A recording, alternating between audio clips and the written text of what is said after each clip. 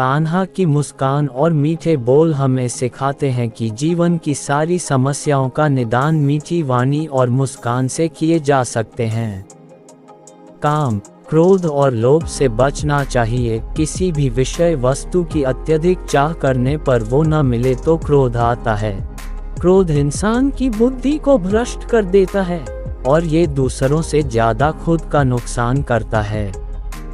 उस समय वह कोई भी उचित निर्णय नहीं कर सकता। यदि वो कामना पूरी हो जाए तो इंसान में लोभ पैदा हो जाता है जो उसके पतन का कारण बनता है। कर्म करने चाहिए। जीवन में कर्म अवश्य करते रहना चाहिए, चाहे जैसी भी परिस्थिति आए उसका सामना करना और उसके अनुसार काम करना चाहिए, जो हमें विपरीत परिस्थितियों से भी बाहर लाने में मदद करती हैं। धैर्य कभी नहीं छोड़ना चाहिए, जो हमें उचित निर्णय लेने में मदद करता है। अपनी सामर्थ्य के अनुसार प्रयास जरूर करने चाहिए। इंसान का आत्मसम्मान रिश्तों से भी बड़ा होता है। रिश्तों का नाम देकर गलतियों पर पर्दा नहीं डालना चाहिए। कंस श्री कृष्ण के मामा थे। उन्होंने उसके अहंकार, अत्याचारों, गलतियों और मासूमों से किए गए दुर्व्यवहार की सजा दी। हम सीखते हैं कि न्याय सभी के साथ एक सा होना चाहिए, जिसमें कोई रिश्ता आड़े नहीं आना चाहिए। मित्रता सबसे बड़ा रिश्ता है, जिसे पूरे मन से निभाना चाहिए। दोस्ती में छल कभी नहीं करना चाहिए। मित्र, सखा, चाहे वो गरीब हो, पुरुष हो या स्त्री, उनका हमेशा सम्मान करना चाहिए और समय पर मदद भी करना चाहिए। जैसे कृष्णा ने अपने मित्र सुदामा और द्रौपदी का साथ दिया था। खाना हमेशा प्रेम पूर्वक, सादा और पौष्टिक खाना चाहिए। उन्होंने कौरवों के व्यंजनों की जगह विदुर जी के घर स्नेह से परोसे गए भोजन को किया था। माखन, मिश्री और दही चिवड़ा कृष्णा को पसंद है, जिसका भोग आज भी हम सब लगाते हैं। कान्हा तो छोटे से थे, किंतु वो अपने मित्र सखाओं की मदद से ऊंचे पर लटकी माखन की मटकी तक भी आसानी से पहुंच जाते थे। इस कथा से हमें मिलजुल कर काम करने की सीख मिलती है। सच्चाई का साथ कभी नहीं छोड़ना चाहिए, जिसका उदाहरण महाभारत का युद्ध है। अपने कर्तव्यों से कभी पीछे नहीं हटना चाहिए। अपने कर्तव्यों का पालन करने के लिए ही वो अपने घर गोकुल से मथुरा आए थे। विपत्ति के समय आपसी मनमुटाव त्याग कर अपनों का साथ देना चाहिए। कृष्णा ने विपत्ति के समय गोवर्धन पर्वत को उठाकर पूरे गांव की रक्षा की थी। कोई कितना भी सगा हो, किंतु उसकी गलतियों को एक हद तक ही माफ करना चाहिए। उस सीमा के बाद उसे सजा अवश्य देना चाहिए।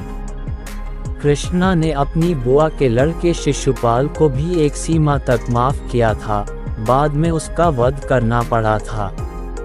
समाज या लोगों की रक्षा के लिए अपने कदम पीछे करने पड़े तो उसमें कोई बुराई नहीं है। जरासंध से होने वाले युद्ध में ब्राह्मणों की रक्षा के लिए युद्ध स्थल से कृष्णा ने अपनी सेनाओं और खुद को पीछे कर लिया था, जिसके कारण उनको रणछोड़ नाम भी दिया गया था। संगीत जीवन का अहम हिस्सा है, जो खुशी हो या परेशानी हमेशा साथ देता है, जिससे सकारात्मकता और ऊर्जा प्राप्त होती है। कान्हा जी की बांसुरी यही सिखाती है। सच की खातिर यदि छल भी करना पड़े तो करना चाहिए।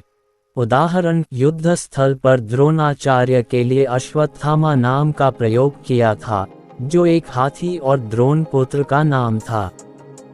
गलत का साथ देने वाला भी गलत होता है। द्रौपदी चीरहरण के समय राजा, पूरी सभा के साथ घर के बुजुर्ग भी चुप थे, इसलिए वो सब भी इस पाप के भागीदार थे। इसलिए हमें सीख मिलती है कि कभी भी किसी गलत का साथ नहीं देना चाहिए, फिर वो चाहे कितना भी ताकतवर, ओहदे वाला और संपन्न क्यों न हो। पृथ्वी के हर प्राणी और प्रकृति से प्रेम करना सिखाया है। उनकी कालिया दाह की कथा हमें विपरीत परिस्थितियों में भी सूझबूझ और संयम से काम करना सिखाती है।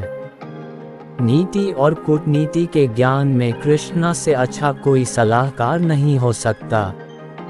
किसी भी कार्य की सफलता उसकी रूपरेखा में होती है। राजनीति में जब सामने वाला शक्तिशाली हो तो कूटनीति से काम लेना चाहिए। श्री कृष्णा के अनुसार कुल कुटुंब से बड़ा है समाज, समाज से भी बढ़कर है देश, देश सर्वोपरि है किंतु देश से भी बढ़कर होता है धर्म, संस्कार, सत्य जिसकी रक्षा हम सबको करनी चाहिए। यदि धर्म का नाश हुआ तो देश और समाज का पतन निश्चित है। इससे हम अपने धर्म की रक्षा करना सीखते हैं। श्री कृष्ण के जीवन की बातें हमेशा ही सीख देती आई है और हमेशा सिखाती रहेगी। जरूरत सिर्फ इतनी है कि हम इन बातों को अपने जीवन में कितना अपना पाते हैं।